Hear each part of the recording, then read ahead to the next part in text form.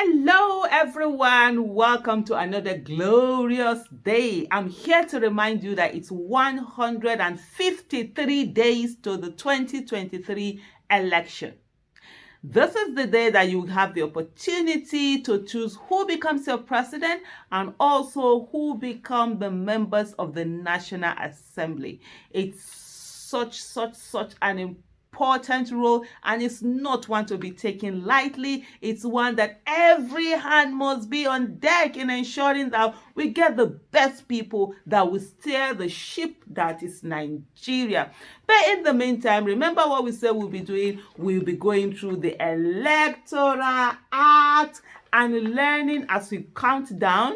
We have 150 something sections, so as we count down, we'll just be doing these sections one by one, and hopefully before then we'll be through with the Electoral Act, the 2022 Electoral Act. So today we'll be looking at section 2 of the 2022 Electoral Act. Meanwhile, just for you to know, these sections, they are very short, and so we'll just be doing it. There will be a time we'll do longer ones, but for now let's just enjoy the short sections. So section 2 of the 2022 Electoral Act is simply talking about the functions of the commission. So section 2 says, in addition to the functions conferred on it by the Constitution, the commission shall have power to A, conduct voter and civic education. So INEC is supposed to conduct voter and civic education, to be telling people why they should participate in the electoral process, the importance of voting, why people should not sell their votes, and why people should participate, because governance is about participation. And if you're not participating, people will do anything that they want to do. So INEC, this is also one of the things that INEC is supposed to do. And then B, promote knowledge of sound democratic election processes. I mean, this is we're looking for sound democratic electoral processes. We are looking for credible electoral processes, free and fair. I think INEC should also be educating themselves on this to ensure that they are not disenfranchising anyone.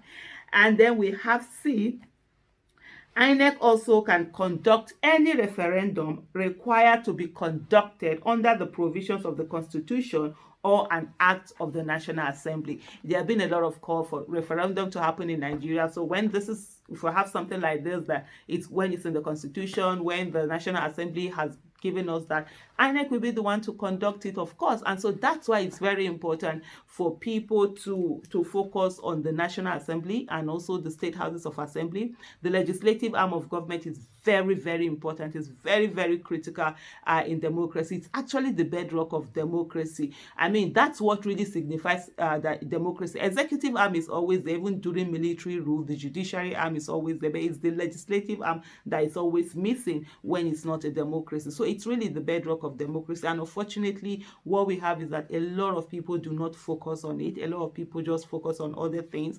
And this has to change. If we really want good governance, accountability, and transparency in Nigeria, we need to be focused on the legislative arm of government. For people who are agitating for there to be a referendum, let people know whether we want to stay together as one nation or we want to separate.